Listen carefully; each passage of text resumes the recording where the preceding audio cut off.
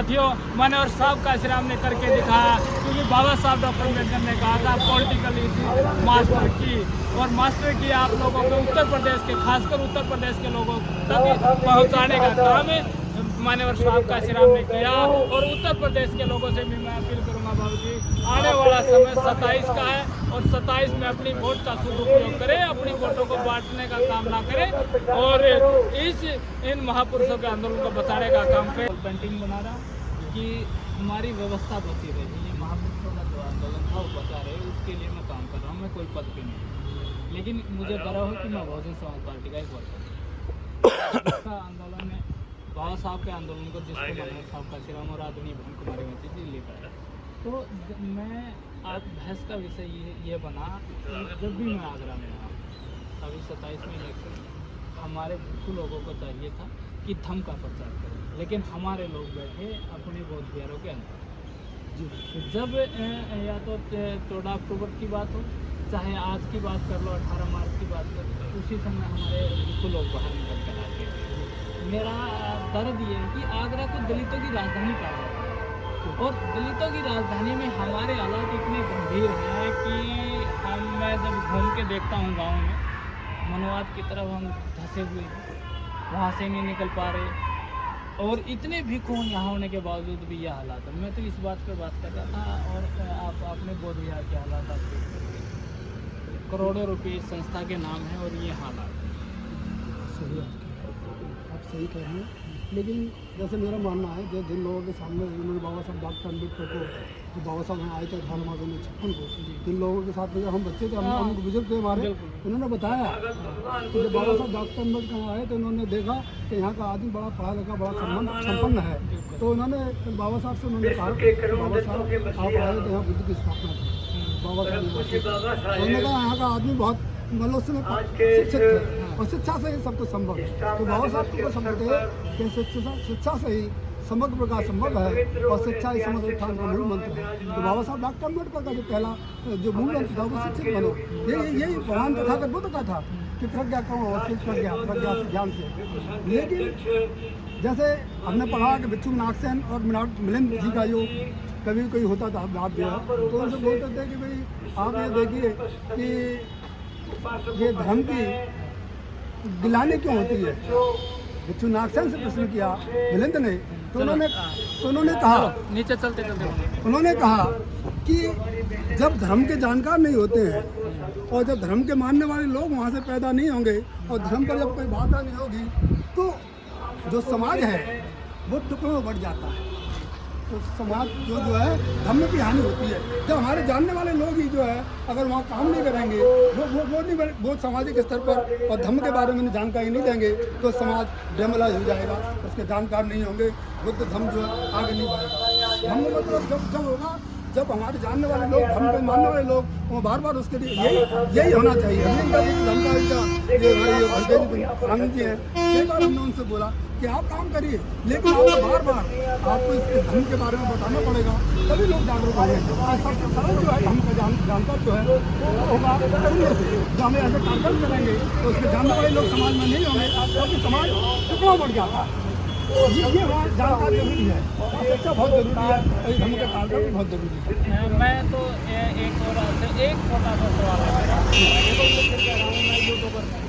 लेकिन मैं मोमेंट का मैं आपको धन्यवाद देता हूँ जो लोग इस काम को कर रहे हैं। आप किसी भी चीज़ पर काम कर रहे हैं। मथुरा के अंदर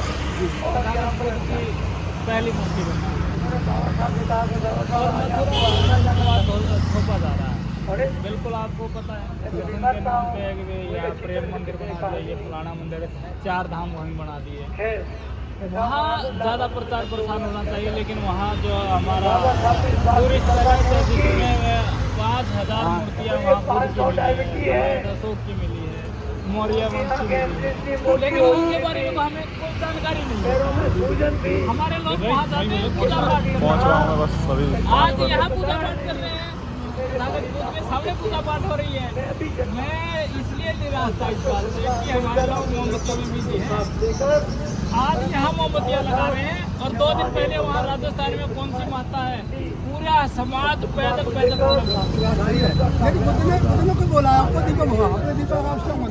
लेकिन आपने जो है जिन्होंने हमको अंधकार से रोशनी में लेके आए, अगर वहाँ पे आप नमन करते हैं इसके माध्यम से अंदर दुआ कर जो है ये अच्छी बात है। और ये संदेश देता है कि हम खुद बनेंगे, अगर ये मोहम्मद को जलाएंगे तभी तो संभव होगा। तो मैं नहीं कह रहा हूँ, फिर मैं आपसे लेवल पे हम अपना हम अपने विचारों को जागरूक करें ना, वो थी ना रोशनी। तो मोमबत्ती तो 5 मिनट की सही है, आपकी बात सही। बुद्ध ने खुद बोला है, उन्होंने बोला है कि मैं आपको रास्ता दिखा सकता हूँ, चलना आपको होगा। ये बिल्कुल सही है, चलना आपको होगा, क्योंकि हम उसके सीन को अनुसरण करेंगे, उसको मानेंगे, तभी ये सफल होगा। ये सबकी जिम्मेदारी है, सबकी जिम्मेदारी होगी। धम्म का मतलब है नैतिकता, नैतिकता। ये सबसे बड़ी बात है। देश का प्रधानमंत्री हो, आपके उत्तर प्रदेश का सीएम हो, या किसी भी स्टेट का सीएम हो, जब विदेश में जाता है तो हमारे महामानव का नाम लेना पड़ता है, उनकी मजबूरी है, बाबा साहब डॉक्टर अम्बेडकर का नाम लेना पड़ता है, और वहाँ जाके कहना पड़ता है कि मैं बुद्ध की धरती से आया हूँ। और यहाँ जब देखते हैं जिस यूपी को, उत्तर प्रदेश को मनवाद का गढ़ माना जाता है, सबसे ज़्यादा क्रांति इसी धरती से।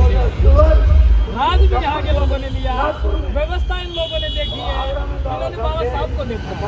बाबा साहब ने अपने हाथों से ऐसी धरोहरों का निर्माण करने का काम किया। मैं तो ये इस वीडियो के माध्यम से आप लोगों से अपील गुजारिश करूँगा, ऐसे लोगों से मिलिए जो आपको अच्छी दिशा में ले जा सके।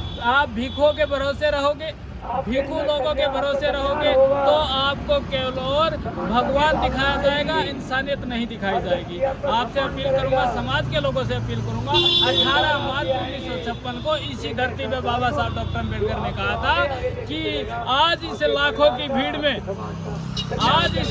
भीड़ में जो मैं इस तंबू में खड़ा हूँ, अकेला बम्बू बच गया। मुझे नहीं लगता कि यहाँ इस करोड़ों की भीड़ से कोई मेरा साथ खड़ा होने वाला मिले, मेरे इस आंदोलन को आगे ले जाने वाला मिले।